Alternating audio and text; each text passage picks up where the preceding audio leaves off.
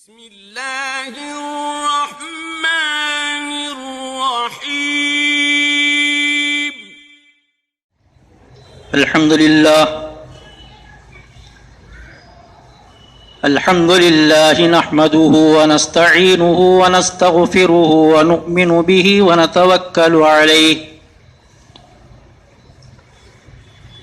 ونعوذ باللہ من شرور انفسنا ومن سیئات اعمالنا من يهده الله فلا مضل له ومن يضلل فلا هادي له وأشهد أن لا إله إلا الله وحده لا شريك له وأشهد أن محمدا عبده ورسوله أرسله بالحق بشيرا ونذيرا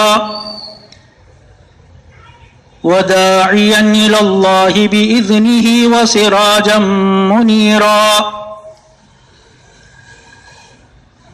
يا أيها الذين آمنوا اتقوا الله حق تقاته ولا تموتن إلا وأنتم مسلمون يا أيها الناس اتقوا ربكم الذي خلقكم من نفس واحدة وخلق منها زوجها وبث منهما رجالا كثيرا ونساء واتقوا الله الذي تساءلون به والأرحام إن الله كان عليكم رقيبا يا أيها الذين آمنوا اتقوا الله وقولوا قولا سديدا يصلح لكم أعمالكم ويغفر لكم ذنوبكم ومن يطع الله ورسوله فقد فاز فوزا عظيما أما بعد فإن خير الحديث كتاب الله وخير الهدي هدي محمد صلى الله عليه وسلم وشر الأمور محدثاتها وكل محدثة بدعة وكل بدعة ضلالة وكل ضلالة في النار فأعوذ بالله من الشيطان الرجيم بسم الله الرحمن الرحيم نحن نقص عليك نبأهم بالحق إنهم فتية آمنوا بربهم وزدناهم هدى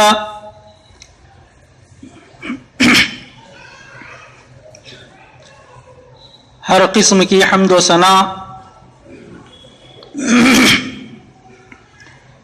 تعریف و توصیف بڑائی و کبریائی اسی اللہ رب العالمین کے لیے لائق و زیبا ہے جو ساری کائنات کا خالق اور مالک ہے۔ اس کے بعد درود و سلامتی کا نزول ہو جیو تمام انبیاء کرام پر، خصوصاً ہمارے آخری نبی جناب محمد الرسول اللہ صلی اللہ علیہ وسلم پر، کہ جنہوں نے اللہ تبارک و تعالیٰ کے پیغامات کو اپنی اپنی قوموں تک امانت و دیانت داری کے ساتھ پہنچا دیا۔ اللہم صلی علیہم وبارک وسلم تسلیما کثیرا کثیرا۔ حضرات و خواتین، میں آج کے اس خطبہ جمعہ میں آپ لوگوں کے سامنے نوجوانوں کو باکردار کیسے بنائیں، اس عنوان کے تحت کچھ باتیں عرض کرنا چاہتا ہوں. دعا کیجئے کہ اللہ تبارک و تعالی ہمیں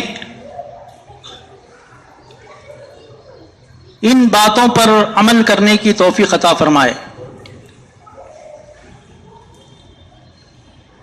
جوانی کا لفظ بڑا ہی زور آور اور طاقتور ہے. جو شجاعت، روب و دبدبہ، جہد مسلسل،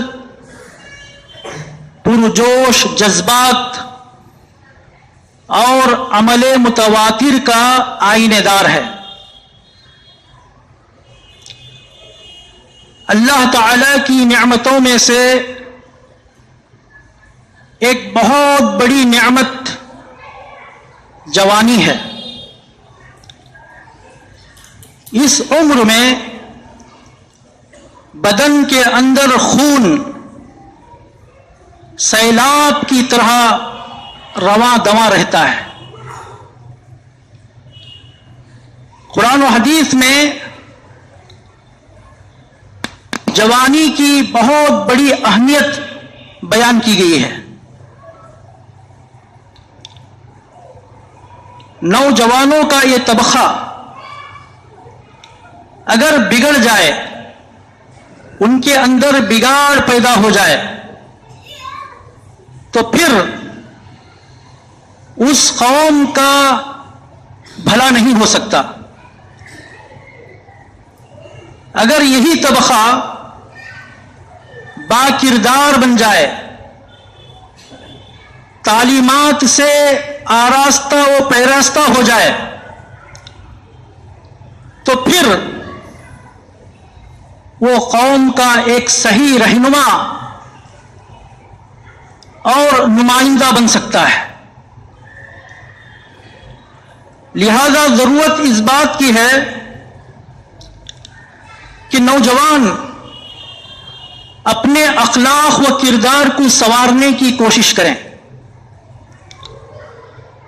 اور دین کی تعلیمات کو حاصل کریں، کیونکہ یہی اصل رہبر ہیں، یہی اصل رہنما ہیں اور قوم کی صحیح طور پر نمائندگی کر سکتے ہیں. نوجوان یہ قوم کا معمار ہے. اسی لیے آپ دیکھیں کہ قرآن مجید میں اللہ تبارک و تعالی نے آنے والی نسلوں تک کے لیے نوجوانوں کی اہمیت کو بیان کر دیا، اور پھر اللہ کے نبی صلی اللہ علیہ وسلم نے جا بجا احادیث میں نوجوانوں کا تذکرہ کیا. آپ کو معلوم ہونا چاہیے کہ اصحاب کہف کے وہ نوجوان جو کہ اللہ پر ایمان لائے اور دین کی حفاظت کے لیے انہوں نے اپنے گھر بار کو چھوڑ دیا، وہ اپنے وطن سے ہجرت کر گئے اور جا کر کے ایک غار میں انہوں نے پناہ لی. تو اللہ تبارک و تعالی نے ان کا تذکرہ قرآن مجید میں یوں فرمایا: نحن نقص عليك نبأهم بالحق انهم فتية آمنوا بربهم وزدناهم هدى. ہم آپ کے سامنے ایک قصہ بیان کریں گے، وہ بھی سچا حق کے ساتھ. وہ قصہ یہ ہے کہ اصحاب کہف کے نوجوان انہوں نے اللہ پر ایمان لایا، وَزِدْنَاهُمْ هُدًى، اور ہم نے ہدایت میں ان کو اور زیادہ کر دیا. وَزِدْنَاهُمْ هُدًى، ہم نے ہدایت میں ان کو اور زیادہ کر دیا. تو معلوم ہوا کہ کہف میں جا کر کے پناہ لینے والے یہ سب کے سب نوجوان تھے جنہوں نے اللہ پر ایمان لایا، اور جب انہیں ان کی قوم سے خطرہ محسوس ہوا تو وہ ہجرت کر گئے اور جا کر کے ایک غار میں پناہ لے لی. یہ سب کے سب نوجوان تھے. اور اسی طرح سورہ ممتحنہ کی 4 آیت میں اللہ تبارک و تعالیٰ فرماتا ہے قد كانت لكم اسوة حسنة في ابراہیم، بے شک تمہارے لیے ابراہیم علیہ السلام ایک بہترین نمونہ ہے. ایک بہترین نمونہ ہے. ابراہیم علیہ السلام نے اپنی جوانی میں ایک بہت بڑا کارنامہ انجام دیا. وہ کارنامہ کیا تھا؟ وہ یہ کہ انہوں نے بتوں کو اپنے ہاتھ سے توڑ دیا. جب انہوں نے بتوں کو توڑ دیا تو کفر کے ایوانوں میں زلزلہ پیدا ہو گیا. تو وہ آپس میں کہنے لگے، کیا کہنے لگے وہ کہنے لگے قالوا سمعنا فتى يذكرهم يقال له ابراہیم، ہم نے ایک نوجوان کا تذکرہ سنا ہے، اس کا نام ابراہیم ہے. ہو نہ ہو یہ کام وہی کر سکتا ہے، کیونکہ وہ بڑا جذباتی ہے اور وہ ہمارے معبودان باطلہ کے خلاف ہے. وہی نوجوان یہ کام کر سکتا ہے. قالوا سمعنا فتى يذكرهم يقال له ابراہیم. تو میرے بھائی، ابراہیم علیہ السلام نے جب بتوں کو توڑا تو عین ان کی جوانی کا زمانہ تھا. جوانی میں انہوں نے یہ کام کیا. اور اسی طریقے سے حضرت یوسف علیہ السلام ایک جوان بڑے حسین و جمیل تھے. ان کے حسن و جمال پر عزیز مصر کی بیوی فریفتہ ہو گئی اور اس نے یوسف علیہ السلام کو شہوت کی طرف دعوت دی اور کہا حیت لک، آ جاؤ اپنی خواہش پوری کر لو. تو حضرت یوسف علیہ السلام جو کہ ایک جوان تھے، بڑے حسین و جمیل تھے، لیکن اللہ تبارک و تعالیٰ کا ڈر اور اس کا خوف ان کے دل میں کوٹ کوٹ کر کے بھر دیا گیا تھا. انہوں نے کیا کہا؟ قال معاذ اللہ انہ ربی احسن مثوای. کہا انہوں نے اللہ کی پناہ، بے شک وہ یعنی تیرا شوہر میرا آقا ہے، اس نے مجھے بہت اچھی طرح رکھا ہے، بہت اچھا ٹھکانہ اس نے مجھے دے رکھا ہے. انہ لا یفلح الظالمون، اگر میں ایسا کروں گا، تیری خواہش پوری کروں گا، تو ایسی صورت میں میں بہت بڑا ظالم ہو جاؤں گا. انہ لا یفلح الظالمون، بے شک اللہ تبارک و تعالی جو ہے، انہ لا یفلح الظالمین، بے شک اللہ تبارک و تعالی ظالموں کو کامیاب نہیں کرتا ہے.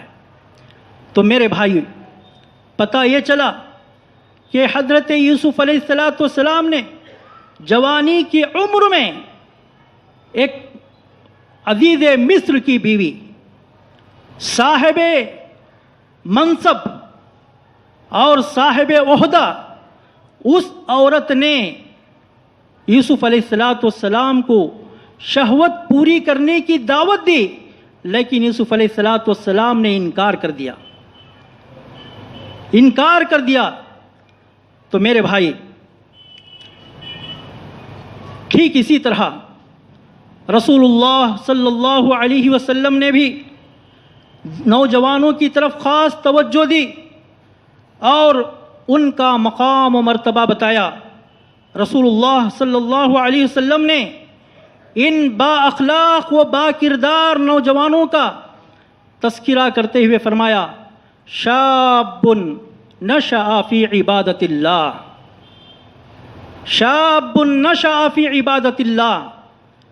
میرے بھائی، کل قیامت کے دن جب کہ دھوپ کی سخت تمازت ہوگی اور اللہ تبارک و تعالیٰ کے عرش کے سوا کوئی سایہ نہیں ہوگا، عرش الہی کے سائے کے علاوہ کوئی سایہ نہیں ہوگا، مگر اللہ تبارک و تعالیٰ اس دن 7 قسم کے لوگوں کو اپنے عرش کے سائے میں جگہ دے گا۔ ان 7 قسم کے لوگوں میں نوجوانوں کا وہ طبقہ بھی ہے جو اپنی جوانی عبادت میں گزار دے۔ شاب نشأ فی عبادت اللہ، وہ نوجوان جو اللہ کی عبادت میں اپنی جوانی کو گزار دے۔ میرے بھائی، ضرورت اس بات کی ہے کہ ہمارے نوجوان اللہ تبارک و تعالیٰ کی عبادت کی طرف راغب ہو جائیں، اللہ تعالیٰ کی عبادت میں لگ جائیں اور جو ہے اپنی دنیاوی مصروفیات و مشغولیات کو چھوڑ کر کے جو ہے اللہ تبارک و تعالیٰ کی طرف رجوع ہوں، کیونکہ ایک شاعر کہتا ہے، کر جوانی میں عبادت کاہلی اچھی نہیں، کر جوانی میں عبادت کاہلی اچھی نہیں، جب بڑھاپا آ گیا کچھ بات بن سکتی نہیں۔ میرے بھائیوں، آج ہم نوجوانوں کا یہ خیال ہے، یہ تصور ہے کہ ہم ابھی جوان ہیں، ہماری عمر جو ہے بہت کم ہے، ہم ابھی بڑھاپے کو نہیں پہنچے ہیں، جب بڑھاپے کو پہنچ جائیں گے تو آخری عمر میں اللہ تبارک و تعالیٰ کی عبادت کریں گے اور اپنے گناہوں سے توبہ و استغفار کریں گے۔ لیکن میرے بھائی، کیا کوئی آدمی اس بات کی گارنٹی دے سکتا ہے کہ وہ بڑھاپے کی عمر تک زندہ رہے گا؟ نہیں میرے بھائیوں، کوئی بھی انسان، کوئی بھی آدمی اپنی زندگی کے بارے میں گارنٹی نہیں دے سکتا ہے کہ وہ آنے والے کل تک بھی زندہ رہے گا۔ اسی لیے ہم اپنی جوانی کو غنیمت جانیں، بڑھاپا آنے سے پہلے۔ اسی لیے اللہ کے نبی صلی اللہ علیہ وسلم نے جوانی کی مسئولیت اور اس کی اہمیت کو بتاتے ہوئے فرمایا، اغتنم خمسا قبل خمس، تم لوگ 5 چیزوں کو 5 چیزوں سے پہلے غنیمت جانو۔ ان 5 چیزوں میں ایک چیز کیا ہے؟ ان 5 چیزوں میں سے ایک چیز شبابک قبل حرمک، تم اپنی جوانی کو بڑھاپا آنے سے پہلے غنیمت جانو۔ یعنی جوانی کی عمر میں اللہ تعالیٰ نے جو تمہیں طاقت دے رکھی ہے، تمہارے جسم کے اندر، تمہارے بدن کے اندر جو توانائی ہے، اپنی اس توانائی کو اللہ تبارک و تعالیٰ کی اطاعت و فرما برداری میں لگا دو، اللہ تعالیٰ کی عبادت میں اس کو صرف کر دو۔ شبابک قبل حرمک، تم اپنی جوانی کو بڑھاپا آنے سے پہلے غنیمت جانو۔ میرے بھائیوں، اگر آپ تاریخ اسلام کا مطالعہ کریں گے تو آپ کو اس بات کا بخوبی علم ہو جائے گا کہ جو بھی انقلاب، چاہے وہ مادی ہو یا روحانی، تعمیری ہو یا تقریبی، اس کے اصل محرک یہی نوجوان ہیں، اس کے اصل محرک یہی نوجوان ہیں۔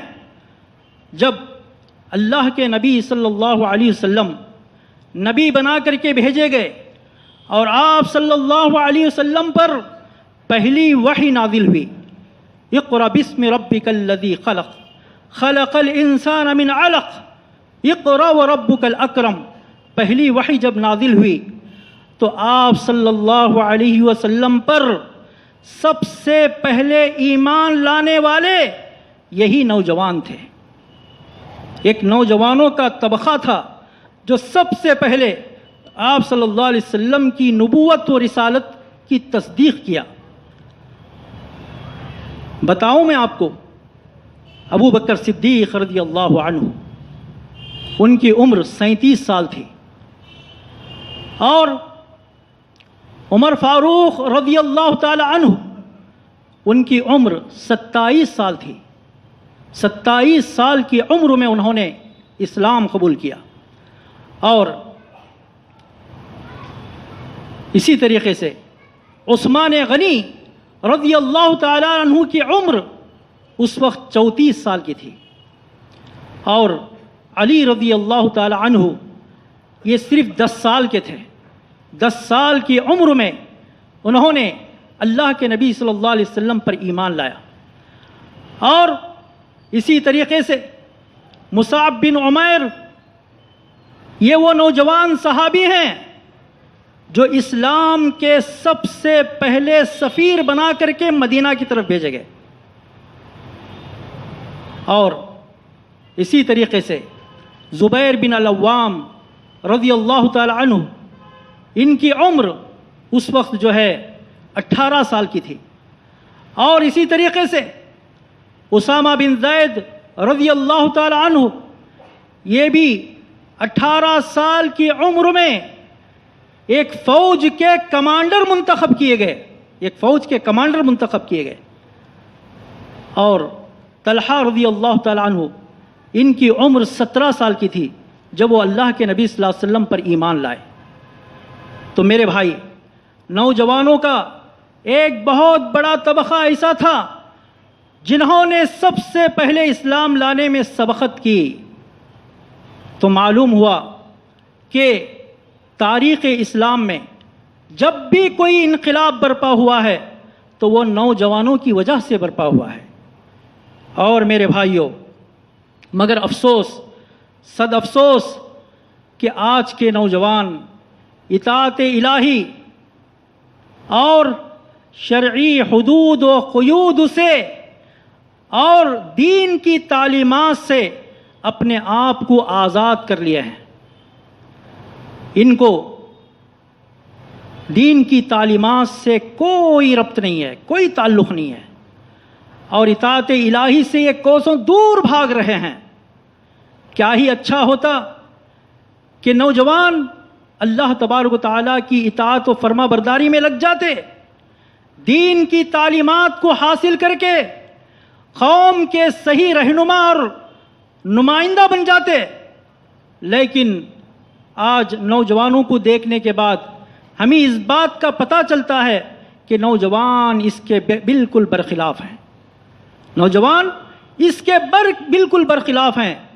آج ہمارے نوجوانوں کا وقت زیادہ تر بازاروں میں، گلی کوچوں میں، مے خانوں میں گزر رہا ہے. یہ اپنے وقت کا جو ہے بالکل پاس و لحاظ نہیں رکھتے ہیں، اپنے وقت اوقات کی بالکل قدر نہیں کرتے ہیں، جبکہ ضرورت اس بات کی ہے کہ وہ اپنے اوقات کی قدر کریں. اور میرے بھائیوں، اب سوال یہ پیدا ہوتا ہے کہ جب نوجوانوں کی ایسی حالت ہے تو ان کا علاج کیسے ہو، کیا کیا جائے ان کے ساتھ؟ تو میرے بھائی، اس کے ذمہ دار کون ہیں؟ میں تو کہوں گا اس کے ذمہ دار والدین، اساتذہ اور دانشوران جمعیت و جماعت ہیں.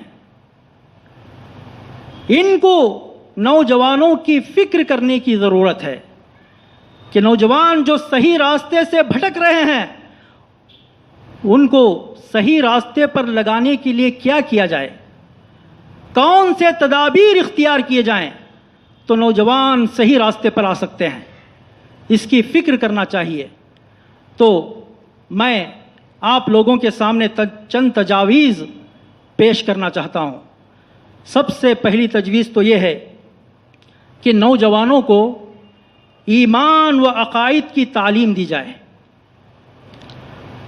اور پھر ان کے اخلاق و کردار کو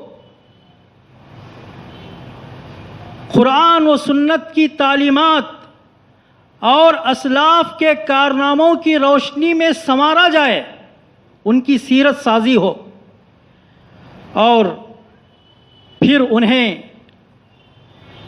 ان کے جو ہے مقصد زندگی سے واقف کرایا جائے کہ ان کی زندگی کا اصل مقصد کیا ہے، تاکہ وہ اپنا ایک ٹائم ٹیبل بنا لیں، ایک منصوبہ بنا لیں، اور منصوبہ بندی کے تحت وہ اپنی زندگی گزاریں کہ انہیں صبح میں کیا کرنا چاہیے، دن میں کیا کرنا چاہیے، اور رات میں کیا کرنا چاہیے، باقاعدہ وہ ٹائم ٹیبل کے حساب سے جو ہے وہ اپنی زندگی کو لے کر کے چلیں، ان کو ان کی زندگی کا مقصد بتائیں، اور پھر ہر نوجوان کے اندر کچھ صلاحیتیں ہوتی ہیں، ان صلاحیتوں کو اجاگر کریں۔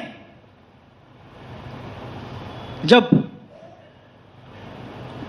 ہمارے بڑے، ہمارے ذمہ دار نوجوانوں کی صلاحیتوں کو اجاگر کریں گے تو ان کے اندر ایک حوصلہ پیدا ہوگا، ان کی ہمت افزائی ہوگی، تو ان کی صلاحیتوں کو اجاگر کرنے کی کوشش کریں، اور پھر انہیں اس بات کی نصیحت کریں کہ وہ عیش پرستی کو ترک کر دیں اور اللہ تبارک و تعالیٰ کی اطاعت میں لگ جائیں، اللہ تبارک و تعالیٰ کی عبادت کی طرف مائل ہو جائیں، کیونکہ اکثر نوجوانوں کو آج دیکھا جا رہا ہے کہ وہ جو ہے نشہ آور چیزیں استعمال کرتے ہیں اور مے خانوں کی طرف اپنا رخ کرتے ہیں، بجائے مسجدوں کی طرف آنے کے وہ مے خانوں کی طرف جا رہے ہیں۔ تو ان ساری چیزوں کے ذمہ دار ہم ہی لوگ ہیں، ہم ان کی صحیح رہنمائی کریں، اور اسی طریقے سے علماء کرام کی صحبت میں رہنے کی ترغیب دلائیں۔ جب نوجوان علماء کرام کی صحبت میں اور ان کی دوستی میں رہیں گے تو یقیناً انہیں جو ہے صحیح معلومات حاصل ہوں گے، اور ان کی صحیح تربیت ہوگی، اور وہ ان کو صحیح راستہ بتائیں گے۔ علماء کرام کی صحبت میں رہنے کی تلقین کریں۔ اور اسی طریقے سے آج کا ایک سب سے بڑا مرض وہ ہے سیل فون کا مرض۔ نوجوان اپنے سیل فون کا صحیح استعمال کریں، کیونکہ نوجوانوں کے بگاڑ کا سب سے اہم سبب یہی ہے۔ لہذا ان کے والدین، ان کے اساتذہ، ان کے ذمہ دار، ان کے سرپرست نوجوانوں کو یہ نصیحت کریں کہ وہ سیل فون کا غلط استعمال نہ کریں۔